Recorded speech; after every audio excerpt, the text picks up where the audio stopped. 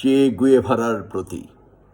চে, তোমার মৃত্যু আমাকে অপরাধী করে দেয়।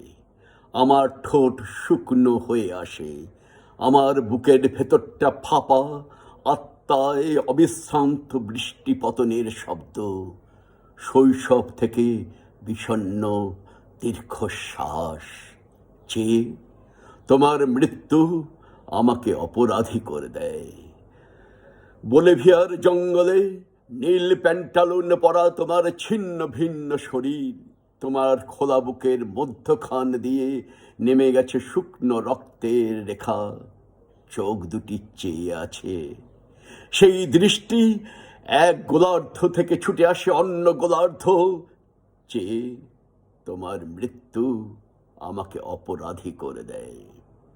শৈশব থেকে মধ্য যৌবন পর্যন্ত দীর্ঘ দৃষ্টিপাত।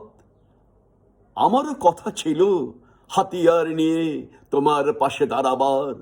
আমারও কথা ছিল জঙ্গলে কাদায় পাথরের গুহায় লুকিয়ে থেকে সংগ্রামের চরম মুহূর্তটির জন্য প্রস্তুত হওয়ার। আমারও কথা ছিল রাইফেলের কুদো বুকে চেপে প্রবল হুঙ্কারে ছুটে যাওয়ার। আমারও কথা ছিল ছিন্ন ভিন্ন লাশ গরম রক্তের ফোয়ারার মধ্যে বিজয় সঙ্গীত শোনাবার। কিন্তু আমার অনবরত দেরি হয়ে যাচ্ছে।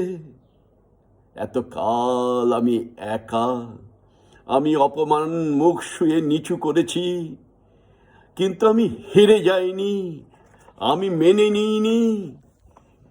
আমি ট্রেনের জানালার পাশে, নদীর নির্জন রাস্তায়, ফাঁকা মাঠের আলপথে, শ্মশান তলায়, আকাশের কাছে, বৃষ্টির কাছে, বৃক্ষের কাছে, হঠাৎ হঠাৎ ঘূর্ণিঝড় ধুলোর কাছে আমার শপথ শুনিয়েছি।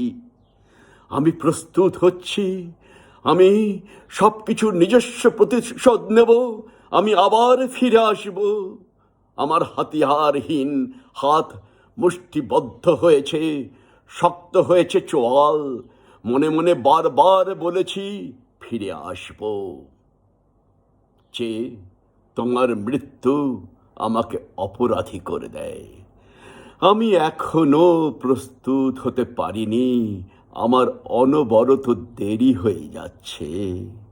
আমি এখনো সুড়ঙ্গের মধ্যে আধো আলো ছায়ার দিকে রয়ে গেছি, আমার দেরি হয়ে যাচ্ছে। যে তোমার মৃত্যু আমাকে অপরাধী করে দেয়।